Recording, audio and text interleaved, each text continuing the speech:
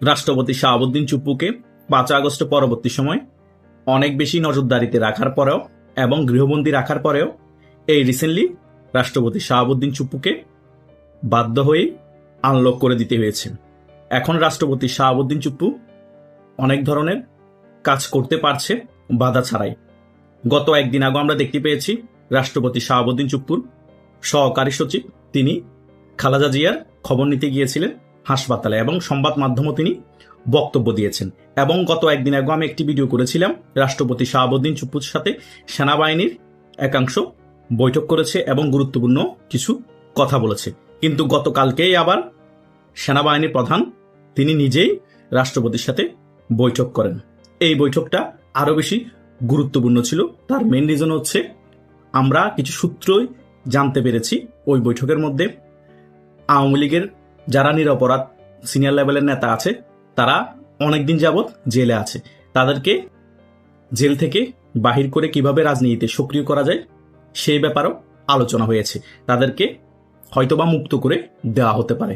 যেমন ব্যারিস্টার সুমন আছে, সেলিনা হায়াত আইভি আছে, এইরকম আরো ক্লিন ইমেজের আওয়ামী লীগের নেতৃবৃন্দ জেলে আছে। তারা নিরপরাধ, তারা কোনো ধরনের অপকর্মের সাথে জড়িত নাই, তবুও আওয়ামী লীগের দোষর ট্যাগ লাগিয়ে বা আওয়ামী লীগ করেছে সে কারণে তাদেরকে জেলে বন্দী করে রেখেছে। এই সকল বিষয়ে গুরুত্বপূর্ণ আলোচনা হয়েছে রাষ্ট্রপতি শাহাবুদ্দিন চুপ্পু এবং সেনাবাহিনীর প্রধানের সাথে। শুধু ওনাদের আলোচনার বিষয় না, এটা সারা বাংলাদেশের সকলেরই আলোচনার বিষয় ছিল এতদিন এটা। কারণ তারা নিরপরাধ থাকার পরও কেন এতদিন জেলে থাকবে এবং তাদের জামিন হয়ে যাওয়ার পরও আবার নতুন মামলা দিয়ে আবার কেন জেলে প্রেরণ করা হবে। এটা একটা বিষয়। আরো অনেক বিষয় নিয়ে আলোচনা হয়েছে। তার মধ্যে একটা বিষয় হচ্ছে আগামীর নির্বাচন। এটা তারপরে আরো কিছু বিষয় আছে, ওই সকল বিষয়গুলা অনেক কিছু সিক্রেট রাখা হয়েছে। এই দুটা বিষয় বিভিন্ন জায়গায় আলোচনা হচ্ছে, তার ভিত্তিতে আমরা এই বিষয়গুলো জানতে পেরেছি, এখন আপনাদের সাথে আলোচনা করতে পেরেছি।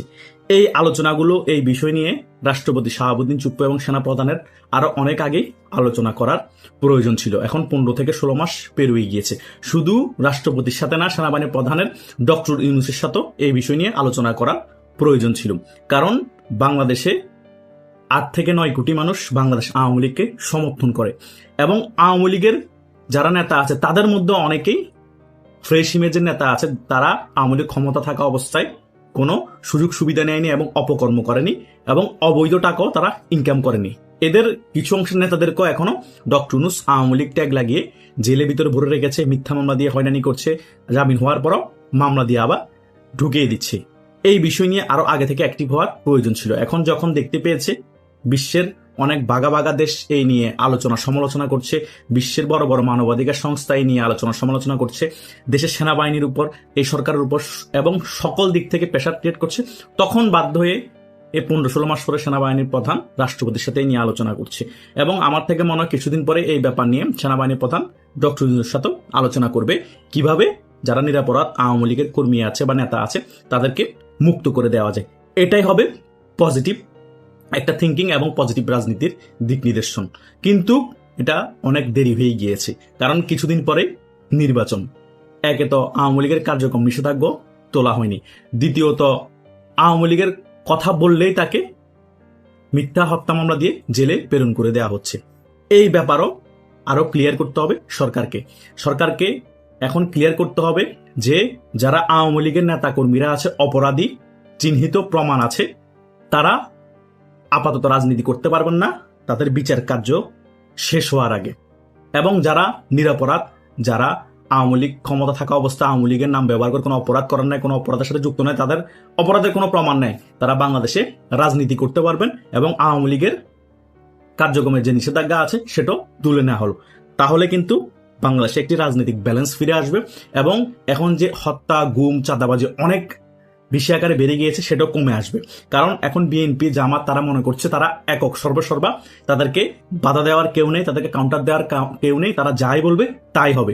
সে কারণে খুন করতে তারা ভয় পায় না, চাঁদাবাজির পরিমাণ বাড়িয়ে দিতেও তারা ভয় পায়নি। যখন আওয়ামী লীগকে আপনি আনলক করে দিবেন, আওয়ামী লীগের যারা ফ্রেশ ইমেজের নেতা আছে, কর্মীরা, তারা রাজনীতি করার সুযোগ পাবে, তখন রাজনৈতিক ব্যালেন্স ফিরে আসবে এবং ডক্টর সরকার যদি ক্ষমতা থাকে ওনারও জনপ্রিয়তা বাড়বে। বিশ্বের অন্যান্য দেশ থেকেও এবং মানবাধিকার সংস্থা থেকে ওনার প্রতি প্রেশার আসবে না এবং সেনাবাহিনীর প্রধানও বাহবা পাবে। কিন্তু আমি যে ব্যাপারগুলো এখন আপনাদের সাথে আলোচনা করেছি, এই ব্যাপারগুলো কি আদৌ ঘটবে?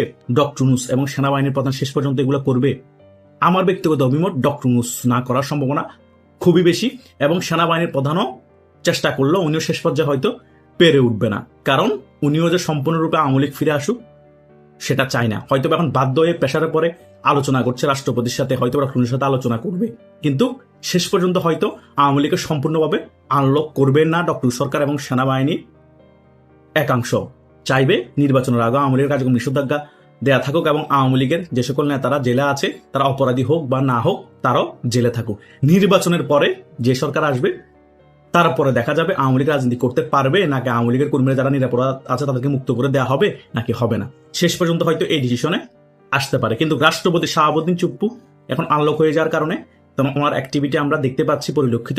উনি কি করে শেষ পর্যন্ত সেটাও দেখার বিষয় আছে, কারণ রাষ্ট্রপতির হাতে ন্যূনতম ক্ষমতা হলেও আছে। হয়তোবা ওনার উইংস এখন দুর্বল হয়ে গিয়েছে আওয়ামী লীগ ক্ষমতা না থাকার কারণে, এই ডক্টর ইউনূস ক্ষমতায় আসার কারণে, এবং রাজাকার দল যারা জামাত ইসলামী আছে তারা ক্ষমতায় আসার কারণে। ক্ষমতায় আসা বলতে রাষ্ট্র ক্ষমতায় না, মোটামুটি রাজনীতির মধ্যে ক্ষমতায় আসার কারণে। সেখানে রাষ্ট্রপতি ক্ষমতা থাকার পরে তিনি প্রয়োগ করতে পারছেন না, মবের ভয়ে এবং আন্দোলনের ভয়ে, হয়তো প্রেসার ক্রিয়েটের ভয়ে। এটাই হচ্ছে মেইন রিজন। তা না হলে রাষ্ট্রপতি শাহাবুদ্দিন চুপ্পুর কাছে যে ক্ষমতা আছে, তিনি যদি ওই ক্ষমতা আরো আগে থেকে ব্যবহার করতেন অনেক কিছু পরিবর্তন হয়ে যেত, কিন্তু তিনি চাইলেও ব্যবহার করতে পারছেন না এই আনুষঙ্গিক প্রেসারের কারণে। তাই রাষ্ট্রপতি শাহাবুদ্দিন চুপ্পুর সাথে সেনাবাহিনীর প্রধানের বৈঠকটা অনেক বেশি গুরুত্ব বহন করে, কিন্তু বৈঠক হওয়ার পরে যে সকল ডিসিশন বা সিদ্ধান্ত নেওয়া হবে সেটা যদি কার্যকর না হয় তাহলে এরকম বৈঠক হবে অনেক, কিন্তু বাস্তবে কিছুই প্রতিফলিত হবে না। একমাত্র বাধা এখন ডক্টর ইউনূস, কারণ সেনাবাহিনীর প্রধান যত আওয়ামী বিরোধী হোক, উনি কিছু একটা করতে চাইলেও ডক্টর ইউনূস সেটাতে বাধা দিয়ে দেয়, এবং ডক্টর ইউনূসকে সমর্থন জানানোর জন্য বাংলাদেশে জামাত ইসলামী আছে এবং অন্যান্য ইসলামিক অনেক দল আছে, সে সাথে বিএনপি ধরি মাছ না চুই পানি বিএনপি বিতর্কিতভাবে সমর্থন করে। বিএনপিও মন থেকে চায় যে আওয়ামী লীগ কোনোভাবে ফিরে না আসুক, আওয়ামী লীগ কোণঠাসা থাকুক। আওয়ামী লীগ যত কোণঠাসা থাকবে আমরা সেভে থাকবো, এবং নির্বাচন হলেই আমরা ক্ষমতায় চলে আসবো। তখন আমরা বুঝবো আওয়ামী লীগ রাজনীতি করবে নাকি করবে না, আওয়ামী লীগ নিষেধাজ্ঞা তুলবো নাকি তুলবো না, সেটা তখন আমাদের উপর ডিপেন্ডেন্ট হয়ে যাবে। তখন আমরা বাকিটা করবো, আগে ক্ষমতায় বসে নি। এটাই হচ্ছে এখন বাস্তবে বাংলাদেশের রাজনীতির মেইন খেলা। সেনাবাহিনীর প্রধান বলেন, ডক্টর ইউনূস বলেন, এগুলো জাস্ট এখন আমরা ফোকাসে দেখতেছি, জাস্ট এখনো নির্বাচনটা হয়নি।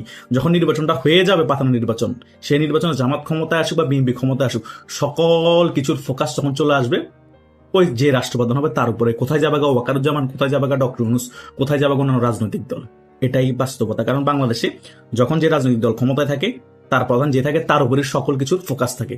তখন একটা কুত্তা মারা গেল, তখন ওই কুত্তার মালিক তখন বিচার দেয় ওই রাষ্ট্রপ্রধানের হাতে, বলা যে উনিই বিচার করবেন, উনিই ভালো, উনিই সব। বাংলাদেশের রাজনীতি এটাই, বুঝতে পেরেছেন? তাই আমাদের আরো কিছু সময় অপেক্ষা করতে হবে।